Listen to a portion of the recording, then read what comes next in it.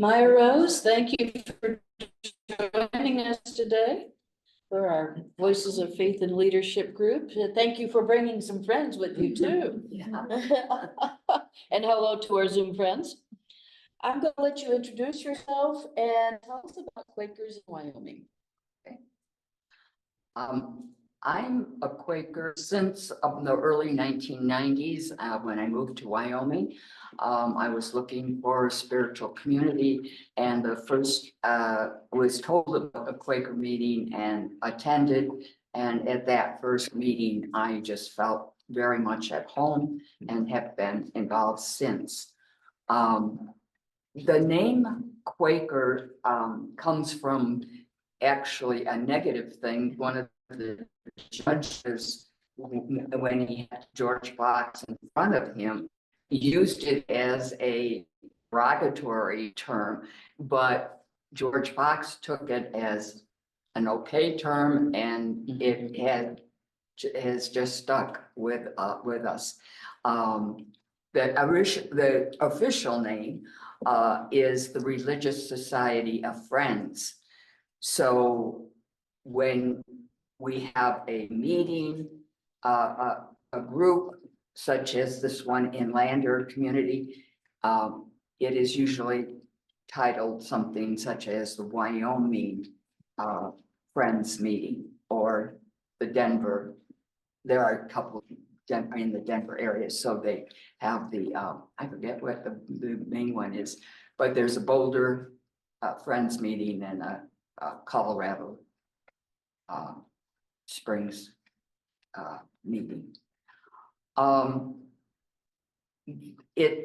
These monthly meetings, what we call monthly meetings, even though Wyoming's a little different, like Chris said, we're kind of cowboy in that we maverick, that we do a different thing. But because our meeting entails all of Wyoming, all the Quaker worship groups in Wyoming, we don't meet. It's too difficult for us, so we meet quarterly. But generally, like a Boulder's Friends meeting, would meet monthly, and that means for meeting for business, for making decisions on that. They meet every Sunday for worship, but when we talk about the monthly meeting, that's the kind of basic group that can make decisions, and that is the main. It's the foundation of Quakers is the monthly meeting. We are very much a grassroots up type organization. And the other like regional, there are regional meetings, which is what Colorado regional is, which is all the meetings in Colorado, sort of like what we are in Wyoming. And then there's the yearly meetings, which encompass several states. So like Colorado belongs to the Intermountain yearly meeting. There's a North Pacific yearly meeting. There's several back east yearly meetings. And they meet just once a year. They usually have more than a day. They have several days gathering, and then the meeting is part of that gathering. As far as the history of Quakerism, it began as a, well, actually, I have a video, Anne-Marie has a video on George Fox, who is the most well-known beginner Quaker. And so why don't we play that, because it's actually the author of this book is the one who's speaking, and it's a pretty good presentation of the beginnings with George Fox. The name of the book? Oh, the Quakers Being in born in in 16. America. Yeah. Okay. In 24, George Fox is coming of age at a time when England is involved in a civil war that pits the forces of Parliament on one side against the king on the other. One of the results of this is a breakdown in the control that the Church of England had over religious life. So you have dozens of new religious groups manifesting themselves. The one thing all of these competing religious groups had in common was that they insisted we are the only true Christian church, and if you're not part of us, you're going to burn in everlasting hellfire after you die. George Fox believes in the reality of hell and eternal damnation, and he desperately wants to escape that. I am Thomas Ham. I live in Richmond, Indiana, where I taught for many years at Earlham College. I use he, him pronouns, and I am a member of West Richmond Friends Meeting. George, in his journal, tells us that he grew up a pious young man. When other youths were dancing on the village green or bowling at nine pins, he would go into the village tavern and exhort the men drinking there to consider the evil of their ways. In short, he was a very serious person, very concerned about the state of his soul, even as a teenager. When he was 19 years old, George Fox set off on a kind of spiritual pilgrimage. First, he traveled around southern England, seeking out people who had reputations for piety and godliness. But as he recorded it, there were none that could speak to my condition. In 1646, 1647, he wanders up into the north of England, and it was on the moors of Yorkshire and Lancashire, places where even today there are often more sheep than people, that George Fox had a series of spiritual experiences. Today, I think we would probably call them revelations, because they're experiences where he is convinced that God was speaking directly to him, and those would become the basis of the Quaker movement. Perhaps the most important of all of these to him was this realization: there is one, even Christ Jesus, who can speak to thy condition. He saw an experience of Christ as the answer to all his problems. It was the response that would satisfy his soul. It's pretty clear that for the rest of his life, that realization is going to be central to how George Fox sees the world and his role in it. That is the first of his openings. But he has several others that are going to be central to the Quaker movement as it develops in England in the 1650s.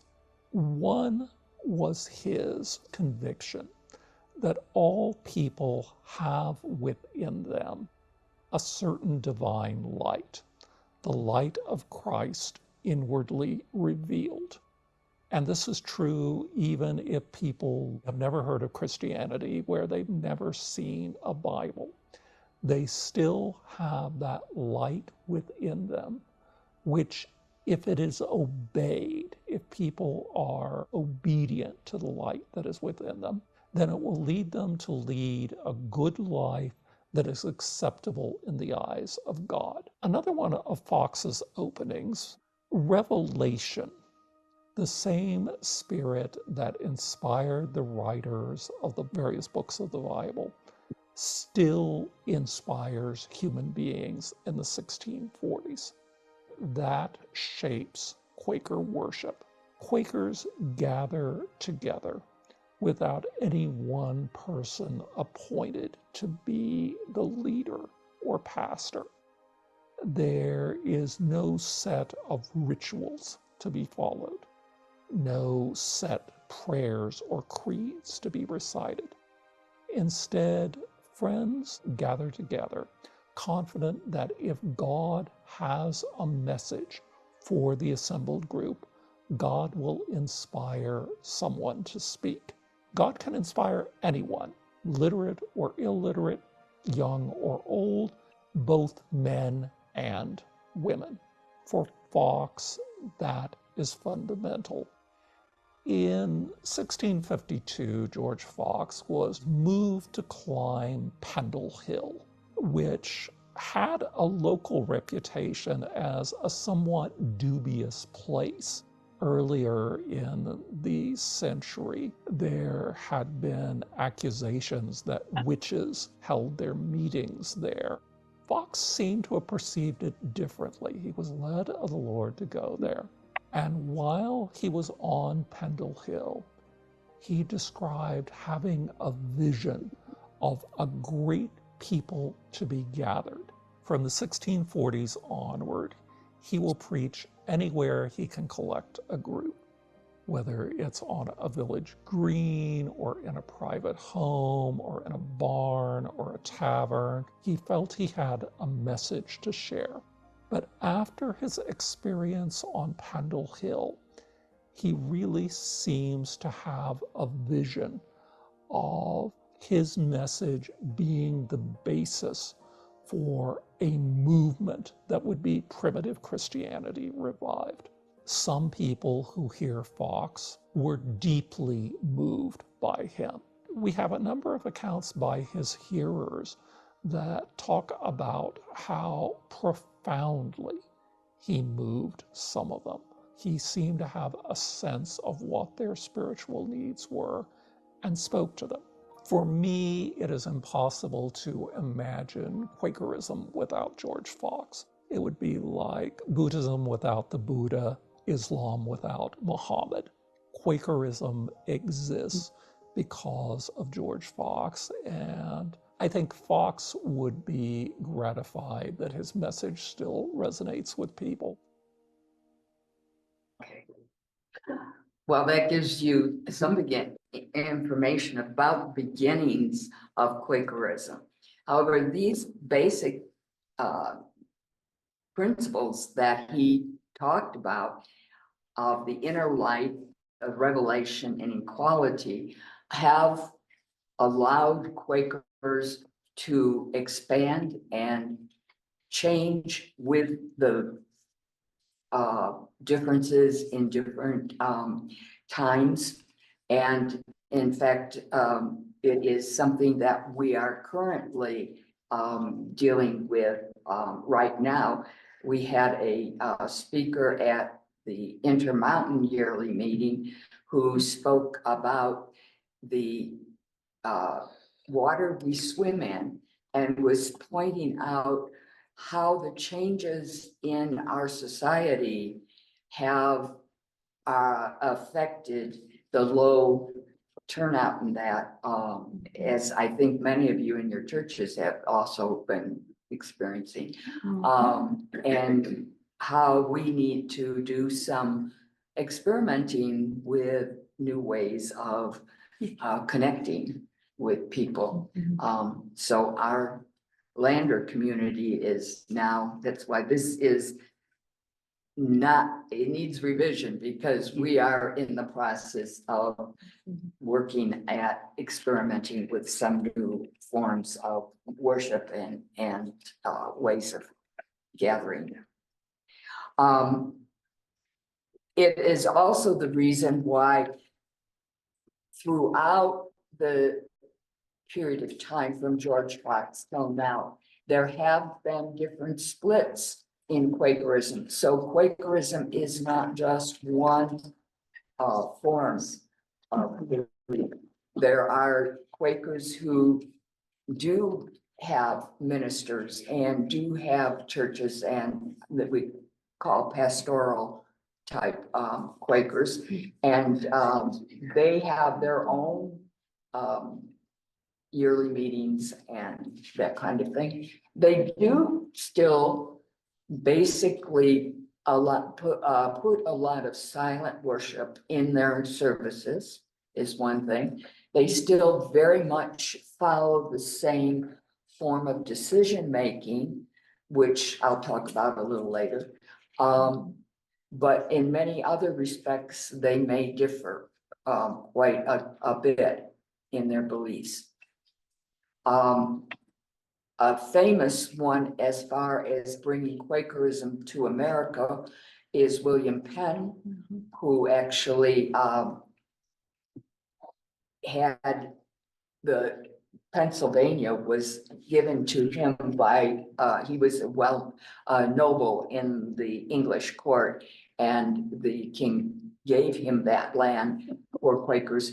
There was a lot, yeah, there was a lot of, what, yeah, there was a lot of harassment of Quakers in America in some of the colonies. So they were having difficulty. That's why their main reason that they left England was because of the harassment that they were experiencing.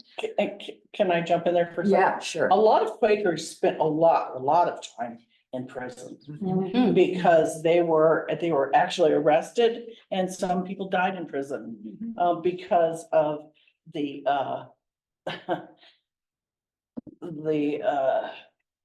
powers that be were really upset about his policies, because he told the people that were Quakers to not like take their hats off for the royalty, and not to bow down, and not to give anyone more power than God. Yeah.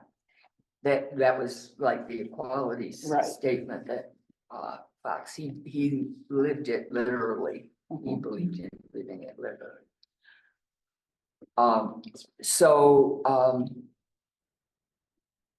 People were harassed. Yeah. So anyway, that's why there are now, if you go to a Quaker church, there may be a church, there may be a meeting house. It may be a period of silent worship. There may be a minister that gives a sermon, and that there's hymn singing and different things. So it could be very different experience depending on which form of Quakerism you've attended. Generally, our worship is weekly. That is pretty much all throughout. Some may choose to worship on Saturday evenings rather than Sunday. Then there is also what we call the worship with attention to business. That's the once a month generally. For us, it's once a year quarterly. And that is where all decisions are made. And it is very much, a lot of people think of it as I can't think of the word. What do we call it? Decision-making? Consensus. Yeah. Consensus, right. Thank you. However, for Quakers, they would term it more coming into unity, because they do believe that it is a worship time where the Spirit is leading them to a decision. So that is also included in the decision-making process. And then we also sometimes do what is called worship sharing. Worship sharing is where we do have some kind of a reading, or at least what we call a query. It's a question for people to think about. And but it's not a time for discussion. It's a time simply for sharing what your thoughts are regarding the query, or whatever else. It may be something, whatever else comes to you. It may be something not related to the reading or the query at all. But it is a way that we often use, especially when we have new people who aren't real familiar with Quakerism or a long periods of silence. Like an hour. Yeah. Then as far as our other gatherings, there's, as I said, the regional gathering, which usually is twice a year. It could be, do you know, does Montana Gathering of Friends, do they meet more than twice a year? It seems to me. I don't know if they meet more than that. Okay, they might meet quarterly, but most of them meet only twice a year because it is bringing people together from distance, quite a distance. And they usually meet for a weekend and possibly even 4 days or something like that. One exception to that is Philadelphia, because there are so many Quakers there that Philadelphia has its own yearly meeting. Yeah, And it's because there are enough people there that are Quaker to actually have that big of a gathering. Is Montana part of the Intermountain or are they part of the PSW? they're part of the North Pacific yearly meeting. Yeah. Sorry, I did. No, that's okay. And that's why we have not joined a yearly meeting. And part of the reason is because we have people in Sheridan who have been very involved with the Montana Gathering of Friends and the North Pacific yearly meeting. And then we have people in Laramie, Cheyenne, who have been more involved with the Intermountain yearly meeting. And so we have not been able to come to unity about which, if we were going to join a yearly meeting or which ones to join. Yeah. And that's one thing about our decision making and the coming into unity is that it is not uncommon where you have a meeting for business and you do not come to unity and you have to let it, we call it season until another meeting. And sometimes that takes years, Yes, depending on the difficulty of the decision. you want to tell them about that one about the. Well, there was a Quaker meeting where I don't know how this happened because it was supposed to be equality, but there were petitions between the men and the women in the meeting house. Okay, so at some point, then they were removed, okay, and put in storage. The panels that separated them. And so, but then people start to talk about those panels and they considered them, or some of the people considered them as historical, things that we really needed to preserve and use them somehow. And other people are going, oh, hey, we're past that. So that decision to what to actually do with those panels took 10 years. I thought we were back. So, yeah, This it's is kind of like, why- I know, I was married to a guy whose dad was an evangelical minister. And he said that churches broke up sometimes because of the color of the carpeting. So, I'm going, okay. So anyway. Actually, I think to explain the partition, in the beginning, they had the meetings, especially the meetings for worship for business, were women or men. And it wasn't really so much a matter of, I think, equality as it was, of inequality as it was. They felt that the issues that the women had to make decisions about were different than the ones men. And so they did, although I can see where it might have at times been that. Yes. So I just want to give, Sal has a question about silent prayer, and I just want to give her an opportunity, Okay. if she can, to unmute and Sure. ask that question, if she's able. I'm not sure she's. Okay, if she unmutes, I'll we'll come Just back let me to it. know. Yeah, Just let Or me maybe know. she could, put it in the chat. well, I asked her to do that too, and Oh, it okay. hasn't, so we'll see which way it comes, but we'll be prepared for a question Uh-huh. about silent prayer. Okay, fine. Okay, so, the next thing that I had done was the different organizations, because Quakers right from the beginning were very, social action oriented. As Chris had mentioned, many were put in prison. There were people who did ministry to the prisons, from very early on. And so we continue today with different organizations that do help. There's the Friends General Conference, which is one that is kind of for most of the, what we call unprogrammed friends. Those are the ones that don't have ministers and are pretty much open, use the song worship and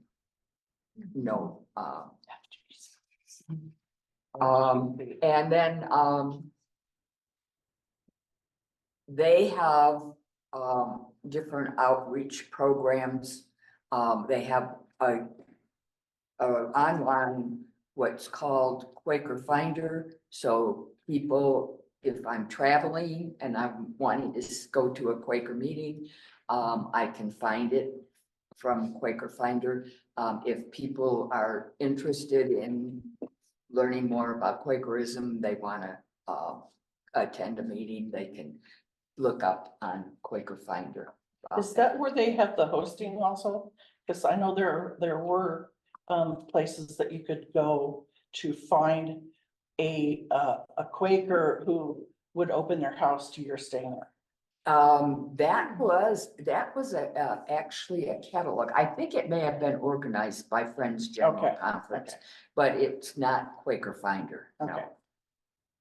Okay. And then another organization is the American Friends Service Committee, and they are very involved with both international and national like helping out in crisis situations and working with under serviced populations, that kind of thing. And that may be what your friend is involved with. No, I'm kind of going a different direction. Uh. American Friends Service also, if I'm not mistaken, you can Yeah. correct me, fairly active in resettling immigrants, the immigrant situation. Yeah. And That would be what they. during the major wars, supporting those who were pacifists. Is that, Yeah. am I on the would be- right track? Yeah, On yeah, this? that would Yeah. be what the type of thing American Friends Service. Like they're working in the Ukraine and in Palestine. Yeah, okay.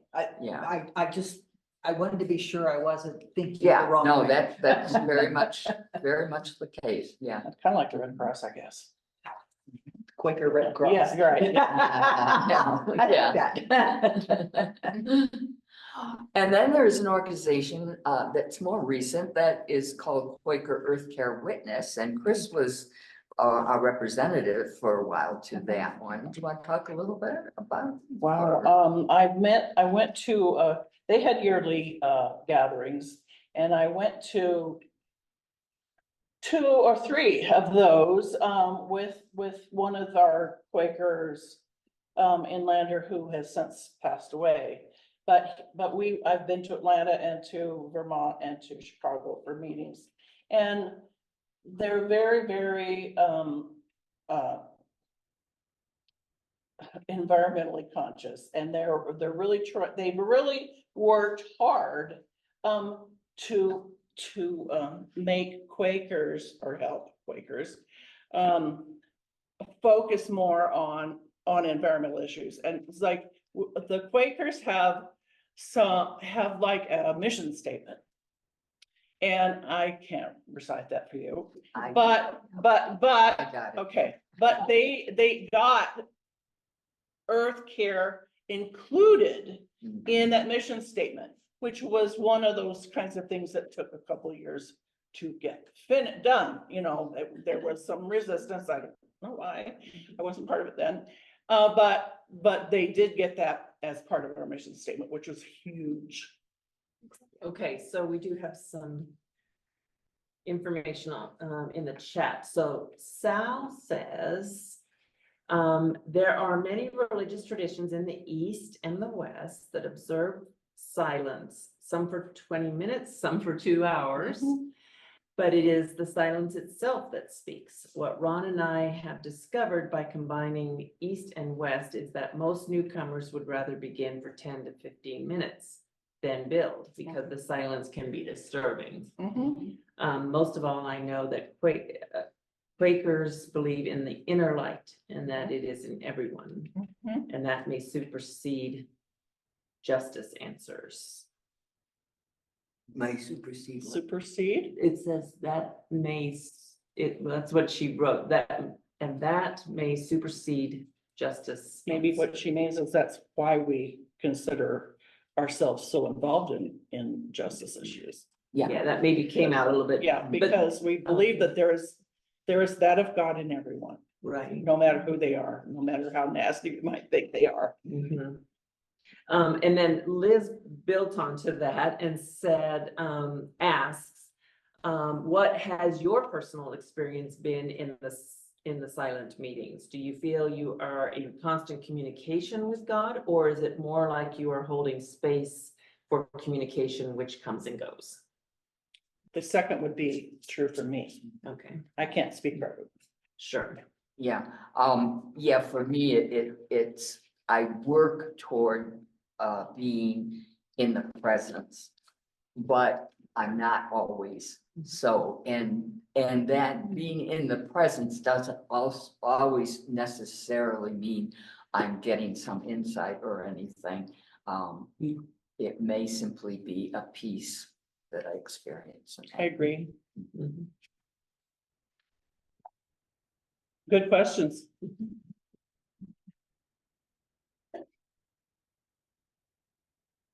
Any other questions or I think comments? So, so is it when you, for your unprogrammed services, is it like total an hour of silence, or is there anything else involved in that? For many meetings, it is a total hour of silence, unless, it doesn't mean that a person who feels led to speak something, they can, that's fine. It's just that you don't plan ahead a program kind of Okay. thing. So we But- kind of consider ourselves kind of, as all of us are lay ministers, so we are encouraged actually to speak if we feel as though we have been given something to share. Okay. And as far as that, waiting in the silence, one of the terms that is commonly used is expectant waiting. Yeah, right. It's a silence of expectant waiting. So having led several groups, church groups, it is sometimes, no, let me be more accurate, most of the time really hard to get us to all be quiet. Is that a struggle, especially for newer people, or does that? It's a struggle, I think, for newer people, they pretty much, because there are people there who are used to being silent, Okay. that they pretty much stay silent. I think it's a struggle though for them in the sense of clearing their mind and being at peace with it, in Yeah. the silence. Right, they struggle because Yeah. they get antsy and they're not used to just being quiet that long. Silence. Or, makes people yeah, oh, nervous. yes, Yeah. yeah. I for a had lot of people, somebody yeah. describe it as pain was part of a Taizé service, which includes at least 10 minutes of silence. And her husband loved it, but she could not do it because it was too painful. That's- It's just too painful. Somebody says monkey mind, and then, Monkey mind, yeah. another question is, how do you discern that it is the spirit which speaks to a person in the silence? Oh, that's a good one. Some traditions use a mantra or holy word or image to bring one back to the inner silence. No judgment. As I think, as far as how do you know if it's a leading or if you're Making are it. not? Yeah, right. Your own prejudice is speaking. Is one of the things we tell people is if you pay attention and wait a little bit, don't just immediately speak it and see if it continues to be, and if there's some kind of discomfort for not speaking it is also can be an indication. Or it won't go away. You kind of set it aside and let it calm down if it will. And if it keeps coming back, then that's probably something you should say. Is that work for you? Yeah. Okay. If we're finished with those, I just want to get back to what Chris said about the Earth Care Witness, putting in a statement about the Yeah. Earth Care in the message. The message, the statement that she's talking about is one from Friends Committee on National Legislation, which is another organization. And that's a very important organization in Quakers. They are a lobby group in Washington, D.C. In fact, they're one of, I think, the oldest religious or The lobby RV. group there. And they every 2 years have asked all the monthly meetings to discuss the priorities that they would like to see the lobbying on, the lobbying priorities. And this is a whole big discernment process that we go Is through. this strictly at the national level? Or Well, does it? we basically tell them what we want them. Okay. Yeah, but but- you mean the lobbying? Yeah, the lobby, in other words, it's not necessarily a group that would lobby in the Wyoming legislature. No, That's what I meant. yes, it's a national. Okay, I Yes. thought so, but I wanted Yeah. to be clear, please. Yes, it's a national Okay. lobbying. Thank you. So anyway, we all the meetings, they give us a deadline and we get together and work out priorities, bring them to them. And then they go through those, put the ones that are the same together. And then they have a whole discernment group that discerns from that, the priorities that they will be using in the next 2 years of the sessions. And I thought I had the statement, but, oh yeah, okay, there's several. One of the statements is we seek a world free of war and the threat of war. Another is we seek a society with equity and justice for all. And there are different things that they work on under these, and these are some priorities. I think these may have been the last 2 years because we just had this year discernment, yeah. So like under a world free of war and the threat of war, they'll work on the Middle East and Iran, nuclear weapons, peace building, the US wars and militarism. Under we seek a society with equity and justice for all, they work on the gun violence prevention, on immigration, just immigration, justice reform, and on Native Americans. They have a big group that works on Native American issues. We seek a community where every person's potential may be fulfilled. And that under that comes the economic justice voting in elections. And the one that Chris was referring to that they added is we seek an earth restored.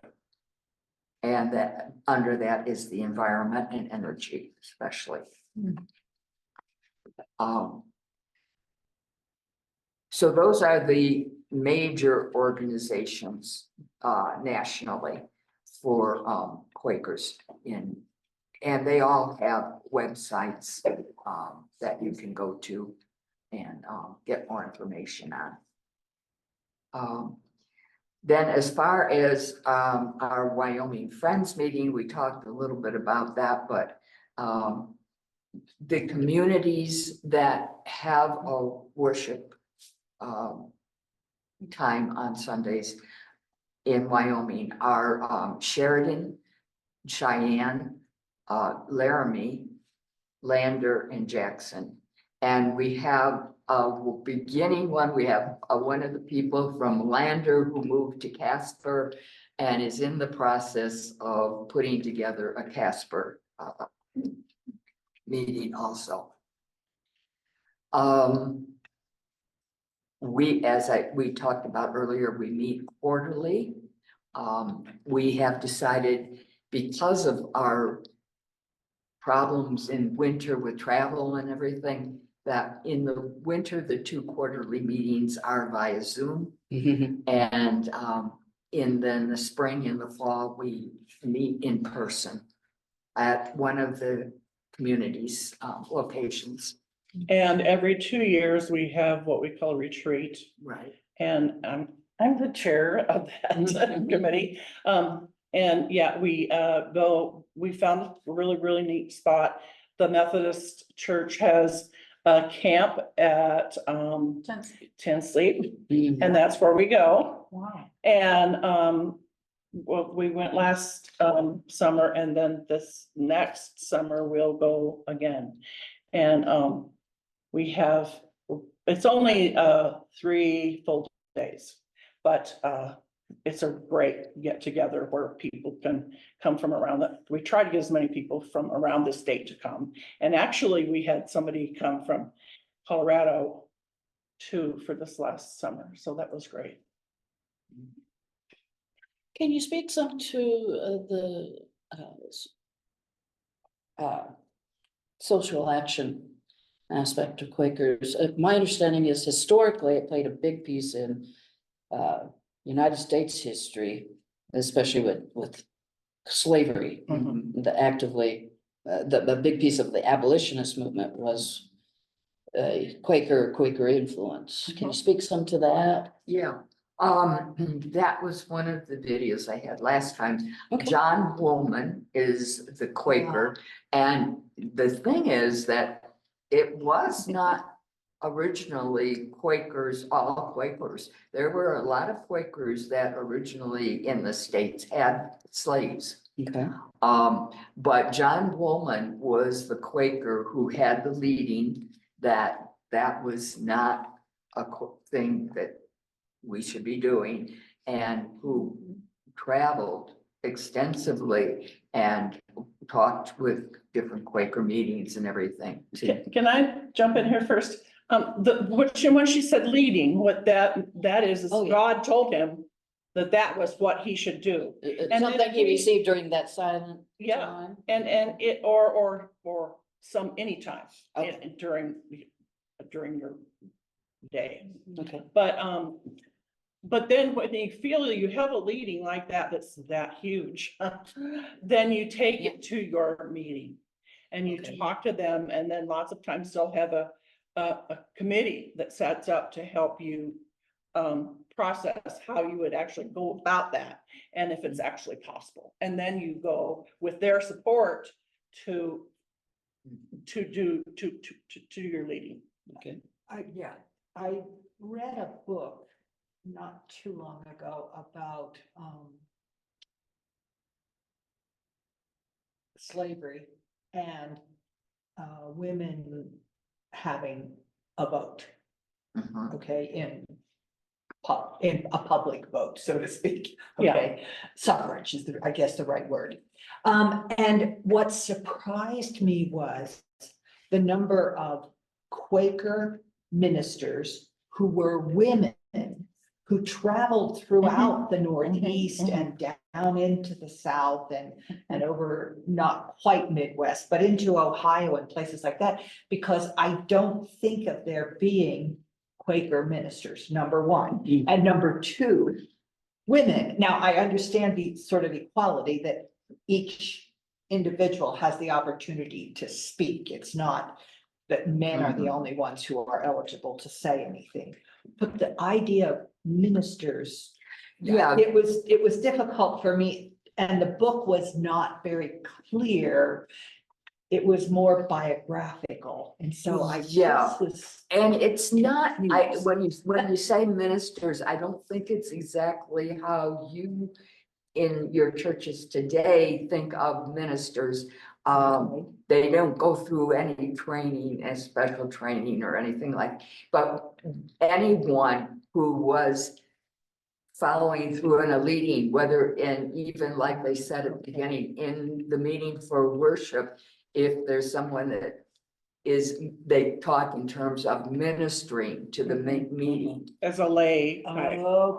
Okay. Like I said, that was not abundantly clear in the book, and Yeah. I've struggled with it and tried to, and couldn't. Yeah. So But I there were. appreciate that. Yeah, it's a different Okay. way of Thank you. using the word But minister. that is true, they did. A lot of women did that. Yeah, and so, like I said, I was basically shocked and surprised. Mhm. Yeah, and maybe now would be a good time to bring that last video up. It's how spirituality makes activism more effective. And It's actually about 11:45 till 12. mhm. Yeah, It's so a that'd be a good time for that, Yeah, and then it's we'll a close up. 5-minute Video, yeah. Into activism is it helps us reduce our egos to make it less about that, and actually lifts up the morality of the questions that we're talking about. And my own experience is that prayer really changes action. It grounds us in something. It changes how it feels. It increases the possibility of actually touching the hearts of the decision makers who we are trying to pressure.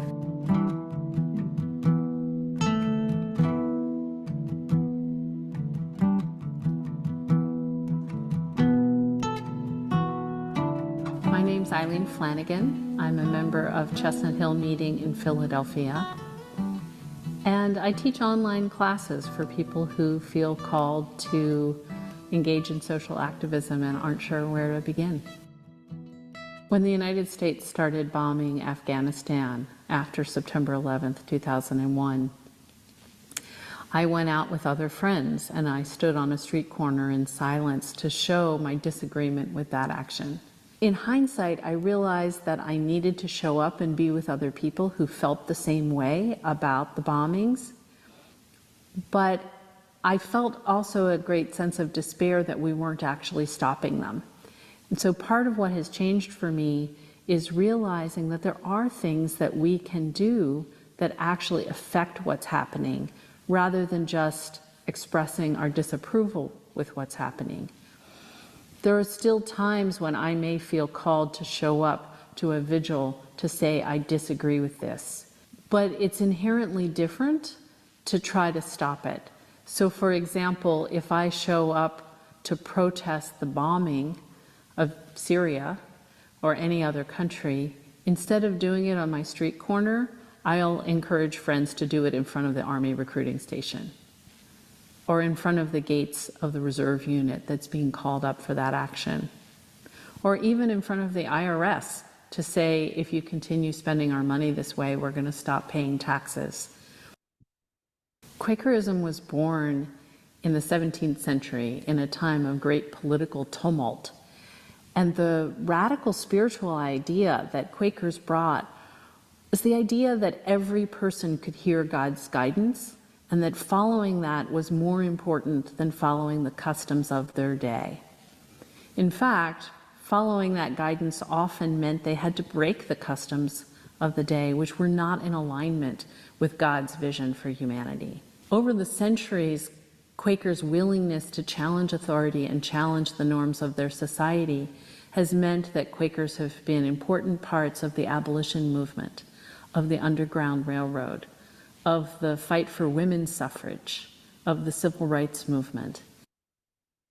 We're living in a very exciting time of increased activism, and I've been so heartened to see spirituality brought forward more in activism. Spirituality can really deepen activism, can bring people together to help us be grounded, especially in frightening times. And Quakers have practices that are great for that. We can use silence, which we found in action to be something that people across faiths can join in very comfortably, but it gives the sense of spiritual grounding to a group. The Quaker history of standing up to injustice is something we really can draw on right now. The Quaker understanding that issues are connected, that living simply has implications both for peace and for sustainability. We're at a moment where other people are making those connections as well, and a Quaker perspective on them can be really useful. My experience of Quakers bringing spirituality to activism is that because it's such a rich part of our history, we have a lot to draw on. We have a tradition that teaches us that sometimes we have to sacrifice for our beliefs, as early Friends did.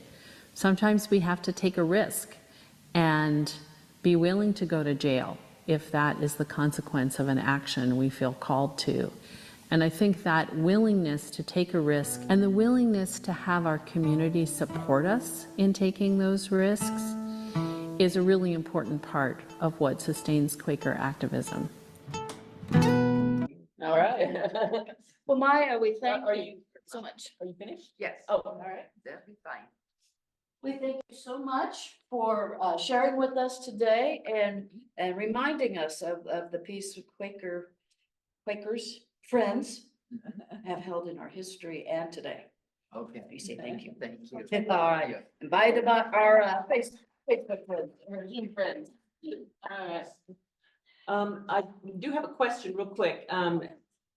Is this training you mentioned only for Quakers or for anyone of any spiritual tradition?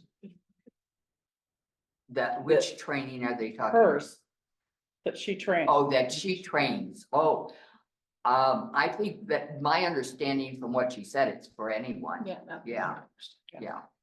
Not just Quakers, no. One of the interesting things though is that we have had speakers come and talk to us at one of our weekend kind of get monthly meetings, okay, is how to, they're trying to teach us how to effectively lobby.